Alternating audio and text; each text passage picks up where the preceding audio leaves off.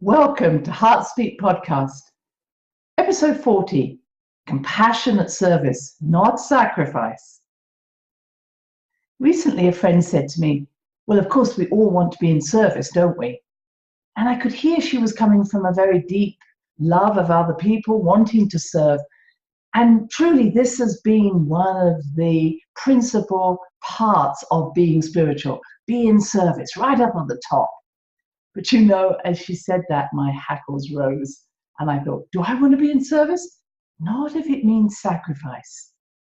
And this is why I wanted to talk about this today in this podcast, because this has been coming up for me over the last few weeks.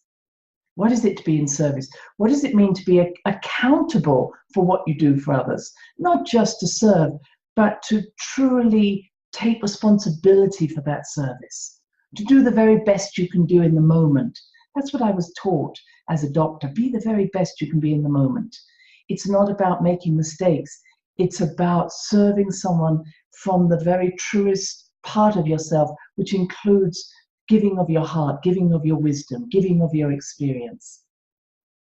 But sometimes that doesn't always happen. When we get tired, when we feel strained, and especially when we lose touch with our own heart, with what is serving us. And this is what I want to talk about today, about true compassion for self so that you can be in service to others. I love helping people. I was born to help people. Often I get in the way, try and help the people who don't want to be helped. I take the old lady across the road who doesn't necessarily need to go there or want to go there. And I was taught this through my upbringing, which I'll talk about a little later. But there are times in my helping, my service, which has been going on all my life, where I've started to get irritated. Irritated because the person doesn't want to do what I want them to do. I get resentful that they're coming to bother me. Not a good energy of trying to help other people. I wonder if any of you have felt that way. And I always know that when I get irritated or resentful of others, I've either got caught up in my own expectations of a result, or I've got caught up in the expectations that they're going to change, or they're going to listen to what I suggest, or do what I suggest. And resentment and irritability are not good emotions to be in service with. And so whenever that happens to me, it is the time when I need to leave a job, leave a situation. And you might say, well, that's very drastic. But there is often in the intermediary time a point where I say, okay, I could change myself. I could do things differently. But when I continue to feel resentful, I know it's time to leave. Why am I saying that? It's because irritability, resentment, anger are all energies that relate to the liver meridian.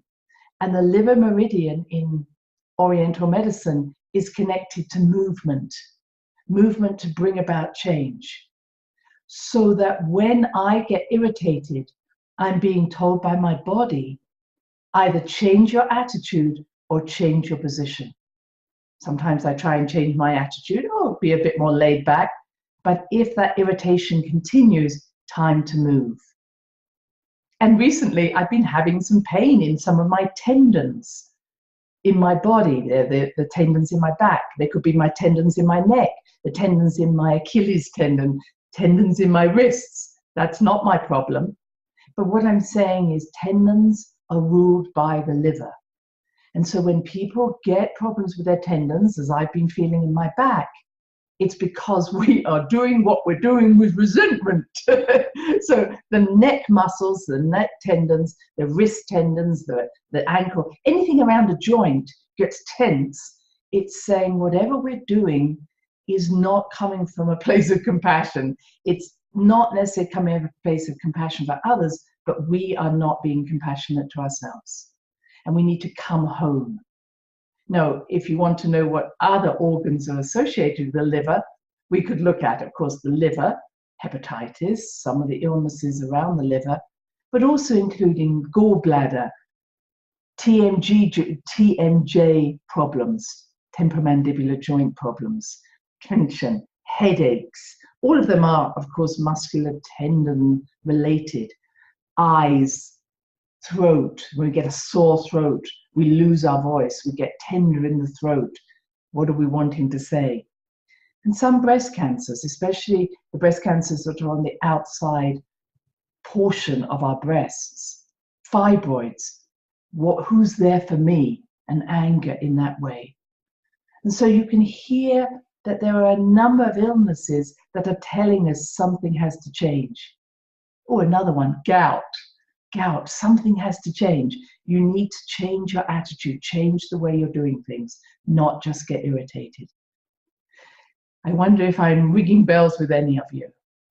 So what I'm saying to myself is that when I start to have that resentment, when I start to have that irritation in an interaction, in a job, I leave, because I'm no good to anybody. And particularly so in a relationship. When a relationship becomes destructive, we get resentful, we get angry, we get irritated by that person. We either need to say, okay, I love them, that's who they are, I can accept who they are, or we need to do something to change ourselves. Because being irritated, the next level down is judging. Why are you like you are? Why can't you be different? That's why I'm including expectations. So irritation also is combined with judging. Why won't you be different? And the bottom of it is fear, which is, oh my goodness, this isn't working. What am I going to do? So we may stay in destructive relationships, unhappy relationships, because we're fearful of the change, fearful of the unknown, fearful of being alone, fearful of being abandoned, fearful of having no money. But is it good to stay in a situation with that energy? Are we actually serving anybody any good, whether it's a relationship, a job, when we are carrying that amount of energy? Does that make sense? Energy helps us. Energy, emotion is the energy of motion. When we feel sad, we feel angry, we feel joyful. It's all our body, our senses, our psyche telling us what needs to happen next. To be in joy is that you're in exactly the right place you need to be. When we're not enjoying something, then we're not in the right place. So I'll let you think about that as I move forward. I was brought up in Britain under the auspices of the Church of England. And any of you who know the Church of England, I would say it's a very low church if we're going to look at it from a Christian point of view. Everything is not filled with hell and damnation. That isn't the big issues that we are taught about. And particularly the churches I went to. It was all about love. It was all about happy stories. The vicars that I met conveyed that love of their community, love of their parishioners. Everybody served the church and the church served the community. It wasn't separate. It wasn't, this is the church and then there's everybody else. They were intermingled. And most of the times when we had sermons, they were about celebrations, births, death, sadness, stories from the community which were tied into the parables of Jesus or tied into stories from the Bible. They were never about what did you do wrong. They were about how do we bring compassion to those around us? How do we meet those around us? Now, did I always see that? No. Because I used to say it was like you'd put your Sunday hat on, and now I'm telling you how old I am. And people would go to church or they would go to a spiritual meeting. I see it today. And we'd all talk about unconditional love. And then people would come out and fight over the last chocolate biscuit. And I would, as a child, stand there and go, actually, I don't think that's what love was about, fighting over the last chocolate biscuit. Or taking your hat off when you'd finished church and going back to a life which was more destructive, more resentful, more disrespectful. You putting a hat on doesn't make you spiritual for a few moments or a few hours. It's about doing it all the time. It's the same as meditation. Meditation is wonderful for connection, but meditation is a connection that is continual. I'm not against meditation, but meditation should be 24/7. It's not something you do and then you do something else. Love isn't something you do and then you do something else.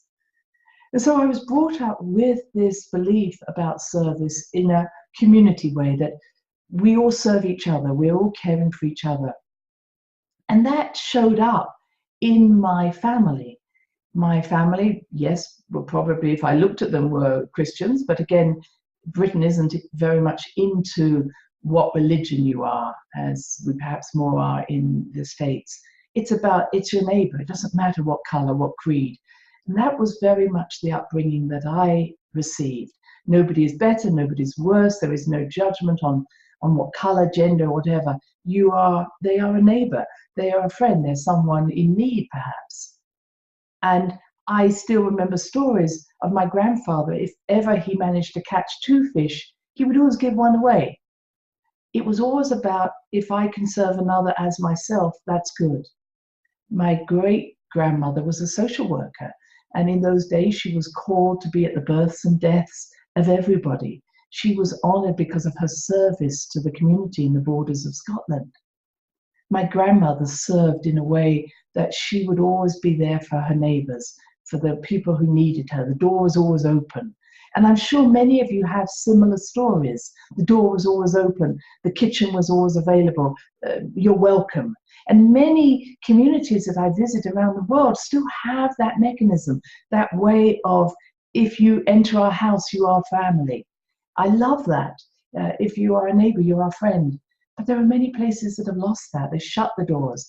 They've isolated others.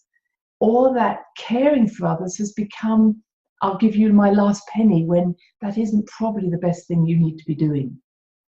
It's nothing about money. It truly isn't. I have worked with people who are very rich, and they have not found that compassion. And I've been with people who are very poor, who have been able to serve others. And again, I'm not saying one is better than another. It's not about the money, the gender, the color. It's about how you feel about yourself. My mother continued this pattern. She was very involved with the church, but not from a place of being more religious. It was, what more can I serve? She would be running one of the stalls in the church fete, or she would be serving the teas, or she would be looking after the brownies and the guides, or she would be carrying a collection box around in the middle of winter so that she could gather money for charity. And that wasn't because she had a lot. She often would tell me, oh, I've done so well, I've managed to buy something cheaper so that I could give more to others. That was how she was. And I'm not sure in retrospect whether my ancestors would say that was the way you needed to be. I wonder how many of you have heard those same stories. All of them died relatively young. All of them died, in my way of looking at them, with illnesses where they did sacrifice themselves. They couldn't receive. It was always about giving.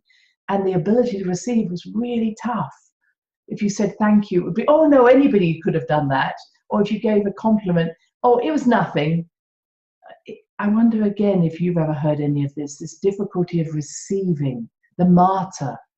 Because truly, I would see my mother as a martyr. I'm fine, I'm okay, I don't need help, that's okay. And you could never do enough to make her feel that she was worthy to be loved, worthy to receive. And I've received some of that in me, that difficulty when I was younger to receive help. I don't have that problem now. But also, I do see myself often looking for things that I can buy which are cheaper, which is that old mechanism, not of a fear of poverty, truly. I know some of you may see money issues about poverty, the Great Depression. I had to save money. Oh, we saved money. But it was always in my thinking that you should never have more than someone else does. That it's always good to show that you are being frugal. And that is part of the poverty consciousness, which I see so vibrant and virulent within the spiritual community. You should never think of yourself being abundant. You should always carry that poverty consciousness, which has got so many problems in it. I think you may agree if you've heard from me or thought about this in the past. I wonder what messages you have about money. My messages would be something about you only ever have enough. If you have more than enough, you have to give it away. Someone else needs it. So maybe that's something to think about. Therefore, as someone brought up around service, and my father was very much involved with this, my father would never pass a stranded driver without stopping and asking if he could help. Now, my father was the least mechanical person in the world, but his offer of help wasn't about, can I fix the car, but can I help you? Can I serve you? Because one day I may be stranded and I'd want the same to happen to me. And that would be my father. He would be always telling us about someone he had helped. And it's like, well, who was that person? I don't know, but they were really nice and I wanted to be in service. So you can imagine that because of this, I went on into service. And I can remember being a teacher to children at the age of 7 who couldn't read because I could read a little better. I did a lot of teaching about reading and speaking, probably from the age of 9 onwards after that, right through to 18. I became a first aider, a volunteer first aider at the age of 11. And I would spend my Saturdays and Sundays being at different events to volunteer my services as a first aider. I would serve people teas. I would clean out closets. And yes, sometimes I would get paid for these things. But, you know, when I was a medical student, my school holidays or my college holidays were spent working in hospitals where I would be cleaning toilets and serving out food and making beds, because that was the way in which it wasn't just about making money. It was to really understand that even though I was to become a doctor, this wasn't a hierarchical system. This was everybody's in service to everybody else. And in the days when I was a young doctor in hospitals, that's how we worked. Everybody served, everybody gave, which meant that after we had been in surgery maybe for 4 hours, 5 hours, whoever was first out, whether it was the doctor or the porter, would make the toast, make the tea, and we'd all sit down from porter to doctor. That's how it was to be in community, and I feel very blessed to have been part of that. So when I went on into medical school, and I like to call it martyr school, because I just continued that pattern of my needs are less important than another person. And I'm not pleased about that because it's had its consequences later on. But I can remember being at the front line of a restaurant line, waiting to pay for my food. And once again, my beeper went off. I had to leave the tray and go off and serve someone else. It didn't matter if it was my sleep, my food, needed to go to the toilet, whatever it was, my needs were lesser than the patient.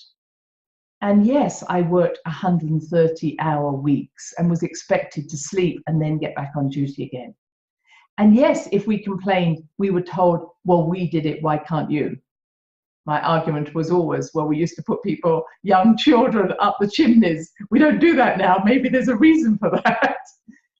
And yes, things have improved. But I still think every health system around the world is an unhealthy place to work. Doctors, nurses, physiotherapists, occupational therapists, anybody is treated badly because we have to be in service to others, often paid badly. It's not about the money. Someone once asked me, well, you know, what did you go into medicine because of money? It's like, no, I didn't make money for myself in medicine. Now, some of you might be making lots of money, but that wasn't the reason I went there. I went there to help others. And I can remember being at the bedside of a woman who was in labor, and her baby's heartbeat was going up and down, and I was expected to stay there and decide whether or not this baby should be delivered by cesarean section or not. Nowadays, of course, you wouldn't even get the mother or the baby into that situation. Cesarean sections are given out like toffees and candies. But it was in those days that natural delivery was encouraged, and if we could deliver a baby naturally, that was the best way to go. And often we did. And it was by us as young doctors or doctors being observant, sitting with the mother.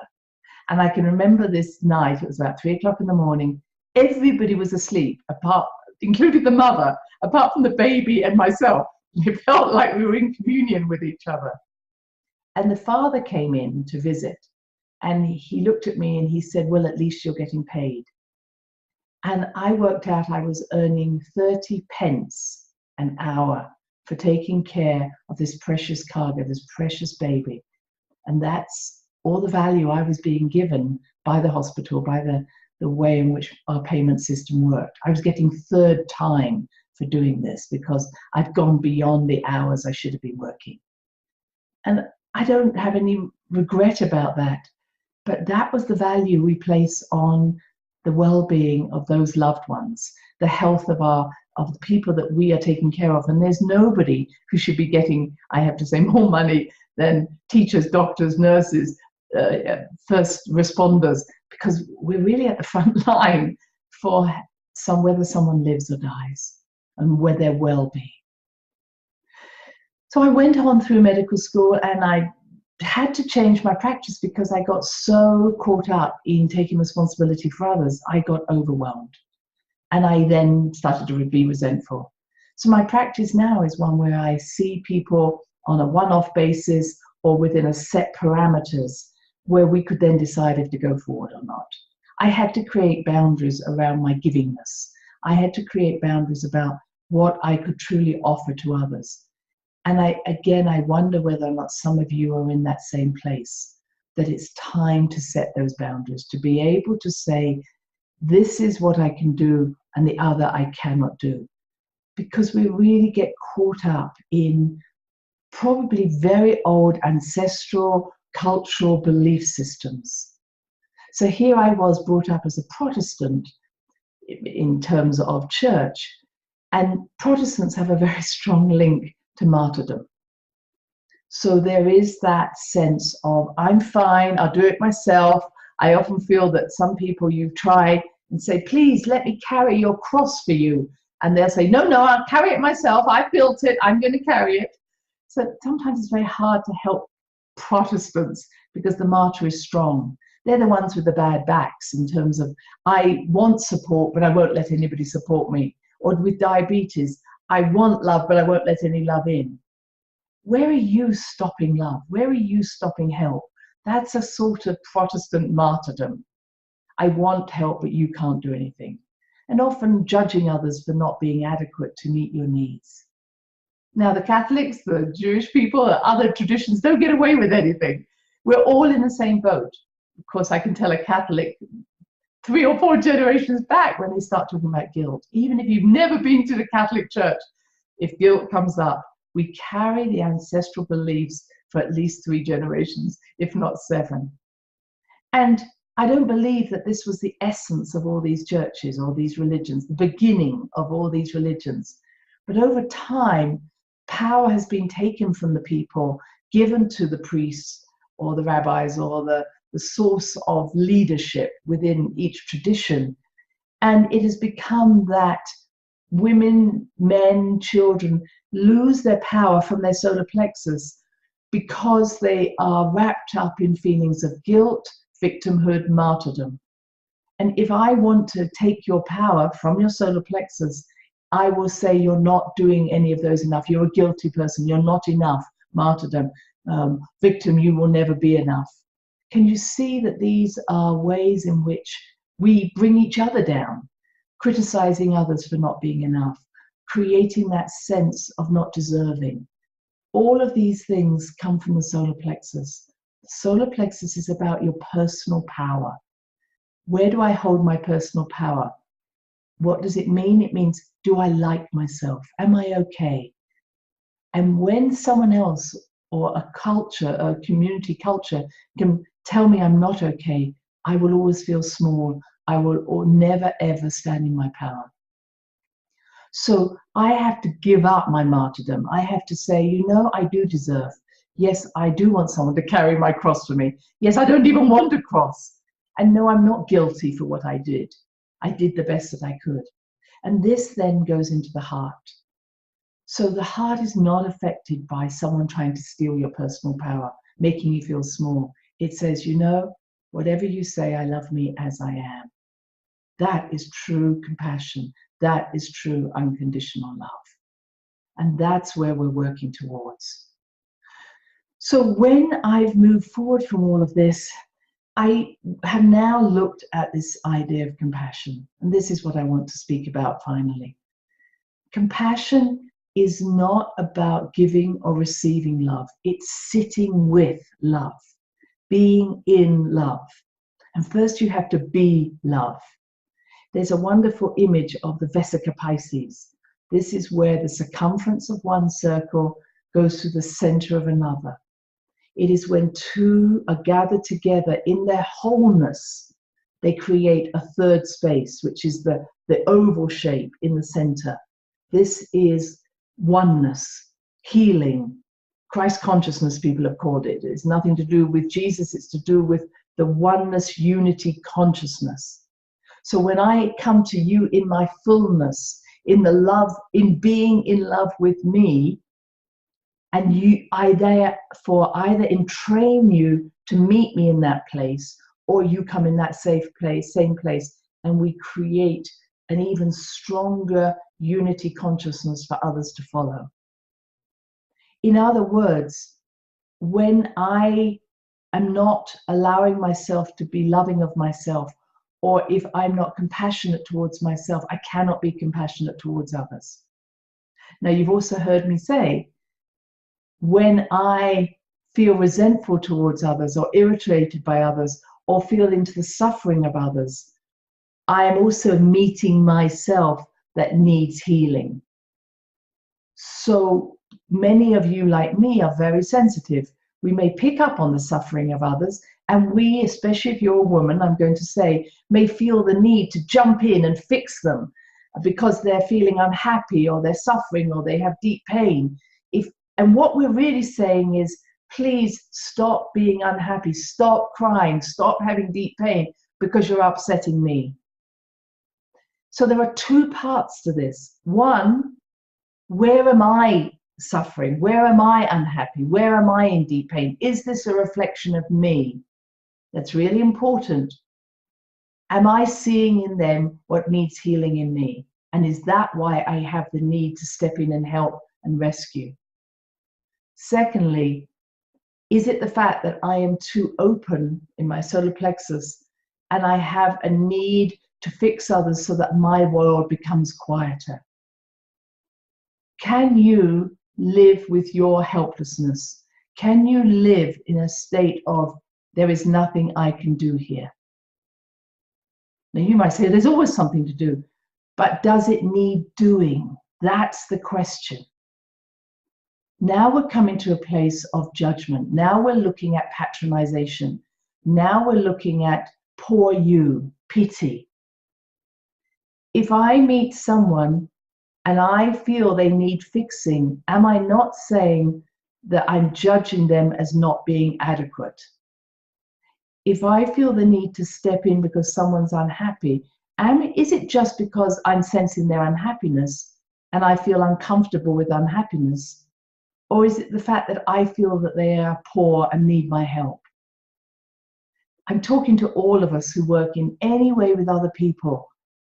What is the agenda you have for stepping in to help others? And don't tell me, oh, I don't have an agenda, I just love people. If you love people, let them go. Leave them alone. You have no idea whether or not their suffering, their unhappiness is not the way through for their soul's journey. Have any of you ever suffered or been unhappy? I certainly didn't want someone to step in and fix me. It was that level of darkness, that level of despair that got me to change. Sometimes we have to fall in a hole to become whole.